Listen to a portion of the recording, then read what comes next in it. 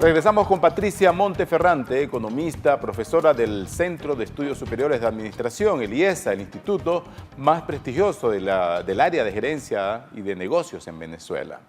El tema de las empresas familiares que hemos venido abordando hasta ahora cobra mayor relevancia porque, como acaba de decir, es el último bastión que le está quedando al sector privado en Venezuela. Obviamente, muchas transnacionales también siguen aquí apostando porque este es un mercado muy importante para ellas, pero sus juntas directivas los presionan mucho a estos gerentes para que den resultados. Y en Venezuela no hay repatriación de capitales para ellos, y esto complica el escenario. Pero para una empresa familiar pequeña, que puede ser desde una pescadería fundada por un siciliano que vino hace 40, 50 años, hasta una empresa de zapatos, etcétera, en estos momentos no se generan más conflictos. Por ejemplo, los hijos con los nietos del fundador, alguno de ellos siempre les dirá, mira, vamos a vender todo, esto no sirve, el último que apague la luz y me das mi parte.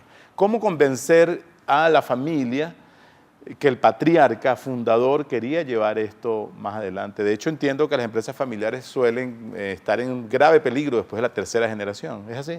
Bueno, la transición más difícil quizás es la de la primera a la segunda, porque la sombra del fundador está muy cercana, ¿no? De hecho, casi un 70% desaparece en esa transición si no se maneja muy bien.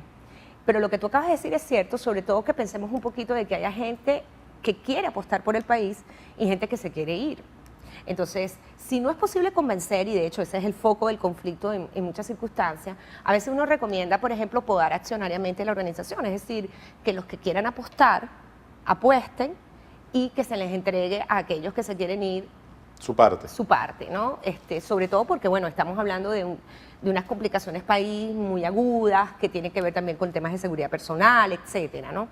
Pero en general, la mayoría, sobre todo en estos momentos de crisis, las empresas familiares son muy resilientes. Pareciera que la familia en momentos de crisis suele unirse, y eso no solamente aquí. En el caso europeo, por ejemplo, un estudio del 2012, que fue uno de los años más críticos en términos de crisis en la Unión Europea, mostraba que las empresas familiares habían crecido un 5% en relación al año anterior, en comparación con sus homólogas no familiares, que les había ido muy mal. Entonces, parece que ellas se comen las verdes y las maduras. Entonces, si bien es cierto de que el conflicto está latente, en épocas de crisis hay mucha más solidaridad familiar y es posible que se atenúe un poquito.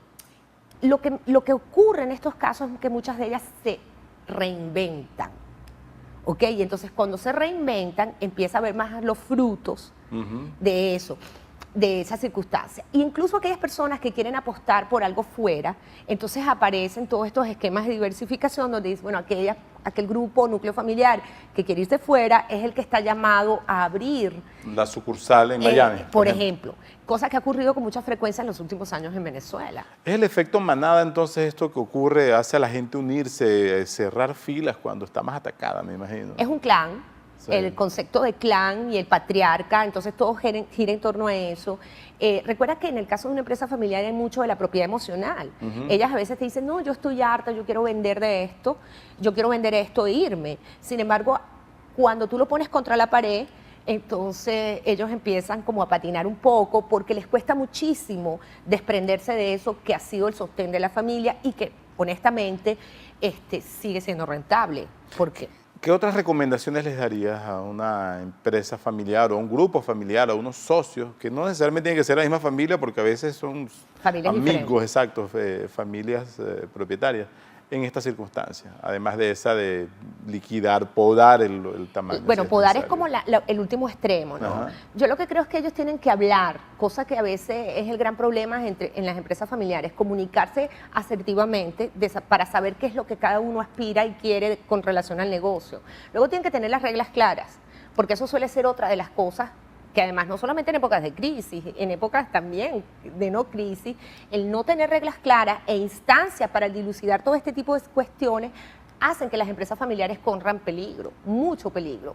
Pero eso es fundamental, y tener esa visión de largo plazo, es decir, esa fortaleza interna que tiene una organización familiar, que es ese famoso capital paciente, pues, hacer uso de eso, es decir, apostar a esto, evidentemente en el marco de la racionalidad, y por eso yo digo que es que ellas tienen ellas tienen algo que nosotros no vemos. Claro, ellas están viendo oportunidades de negocio, cosa que además es cierto. En el caso venezolano hay muchas oportunidades de negocio. Vamos a volver a lo que me decías de la idea de que sea parte de la familia la que abra una sucursal afuera, la que clave la primera bandera para iniciar. Pero, ¿qué recomendaciones a la gente cuando invierte afuera son las más pertinentes, las prioritarias, para no estrellarse? Bueno, yo lo que creo es que eso tiene que ser un proceso formal, o sea, no puede ser una aventura de que, bueno, ni un desespero, de un ni una desespero. huida. No, tiene que haber hecho cálculos, por eso Miami no necesariamente es el lugar, o sea, puedo ir a otro lugar. Ok, está el Caribe, que es una opción importante y que a veces uno no explora, ok, porque siente que Miami es como la opción más obvia, pues no lo es, está Centroamérica. Y tienes que averiguar, tienes que hacer tu plan de negocio, tienes que entender la dinámica de hacer negocios en estos países, que es muy diferente a la tuya. Tienes que buscar aliados, cosas que las empresas familiares por lo general tienen a través de su capital social. Ellas tienen muchísimas redes que les permite hacer negocios localmente e incluso internacionalmente. De hecho, algunos estudios muestran que precisamente las empresas familiares son resilientes frente a esta adversidad de cualquier índole, ¿no? No necesariamente como la que nosotros atravesamos, a través de esas redes que les permite abrir negocios allá. Entonces, evidentemente Miami tiene una comunidad importante venezolana. Dentro de esa comunidad tú puedes tener redes comerciales también que te permiten y te dan esa oportunidad. Otros lugares en los Estados Unidos, en Centroamérica, en Panamá, en Colombia, porque tú tienes que saber realmente cómo se manejan los negocios en esos países. Y la gente lo está haciendo así, estas empresas, estas familias, están yéndose a la bandolera, no sé, como... Yo siempre digo que las empresas familiares, si tienen algo, es que tienen buen olfato. Ajá. A veces son muy poco estructuradas. Evidentemente las generaciones de relevo sí lo están siendo, pero también a veces la presión, el contexto país los obliga a irse. Yo siempre digo que son unas tacitas de oro, incluso manejadas de esa manera. Pero imagínate si lo fueran planificadamente. Ajá. Claro, algunas se han estrellado precisamente por la ausencia de esa planificación, porque en el caso, hacer negocio fuera no es igual que hacerlo en Venezuela. Y tú tienes un know-how muy cercano, que es el venezolano, que no necesariamente es útil para hacer negocio fuera. Muchos de los que han tenido éxito sí lo han hecho planificadamente.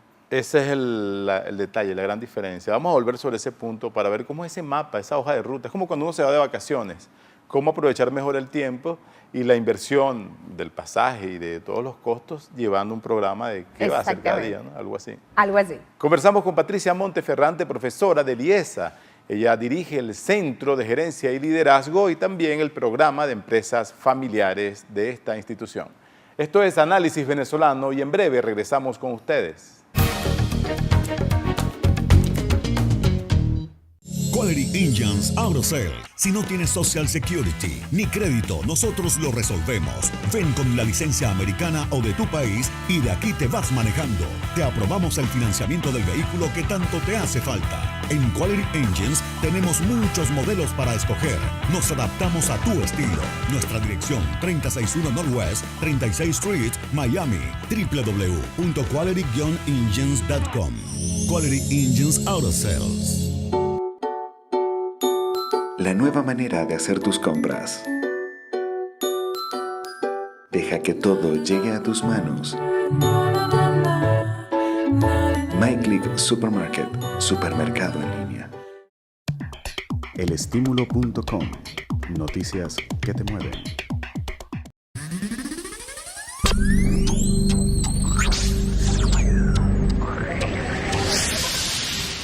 Muy pronto, Tronic Solutions, vanguardia tecnológica al mayor y al detalle.